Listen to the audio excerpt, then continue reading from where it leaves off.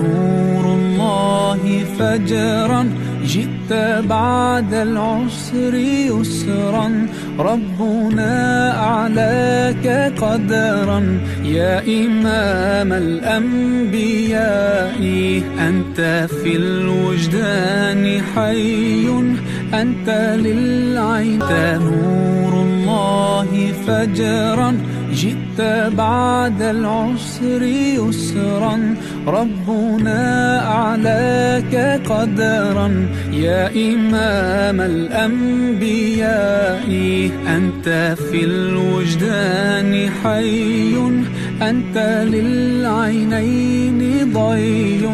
أنت عند الحوض ري أنت هاد وصفي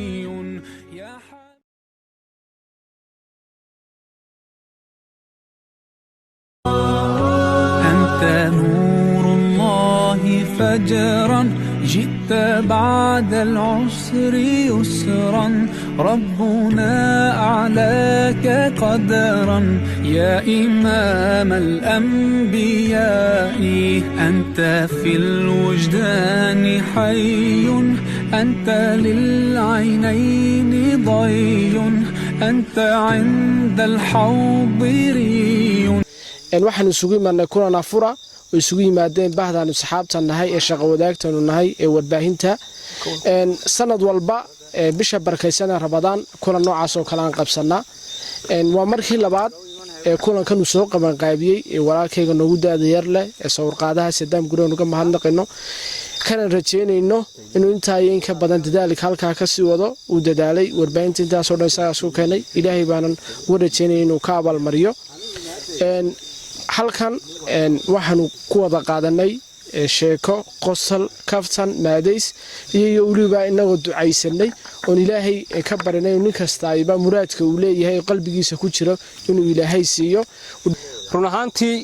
waa lama ilaawaan afturkan maanta aanu ku samaysanay seeraa boorama waa xilli barwaaqo ah dhulkuna uu doogan yahay xirkuna uu rooban yahay runtii aad baan ugu faraxsanahay in baahin kula shaqo ملهي كلنا كله وحوا كلنا إسعوريسيا وصلت كي هالمرة سوق بقابيو ولكن سداب بري وهو حنا كل الناس اللي تبكي بشي رمضان ومعلميه دبدافك إلهي إنه وش جن تبكي دحيه دبداف إلهي وحنا كبرينا إنه إلهي إنه جاي لك هو بشان البركة وجود بدافو إنه وحنا ما أنت تكون مني أفطر له سند لها هاي وربعين تقبل كأوضل أمر كي لبعض ونوس مي ويل كنا وجود هذا يرله صور قاعدها كده هاتي بورا ملاذ هاي ولالك هي سدام بري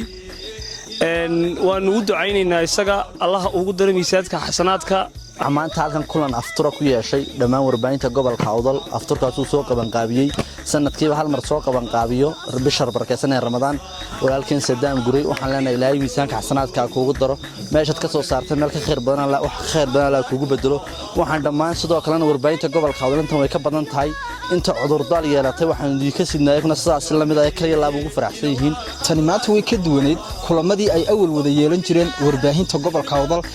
sababta ay kaga duwaneedna waa bishii barakaysnayd ee Ramadaan Sadaam waxa uu isagu qorsheeyay in uu sanad walba bisha barakaysan ee Ramadaan uu hal maalin ka kulmiyo warbaahinta gobolka Awdal maanta halkani waxa ku dhanayd qaar kamid ah warbaahinta gobolka Awdal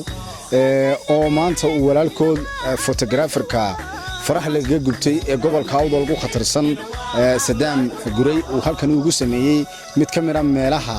ugu bilicda iyo muuqaalka quruxda badan magaalada Boorama oo seeraha warbaahinta gobolka inta badan de waqti shaqo uun kulanta ayaa maanta halkan waxay jaanis u noqotay inay sheeko wadaag yeeshaan kafsamaan wada qoslaan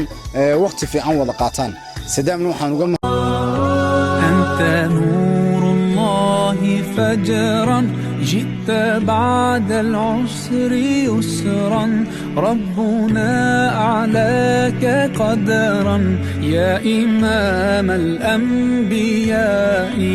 أنت في الوجدان حي أنت للعين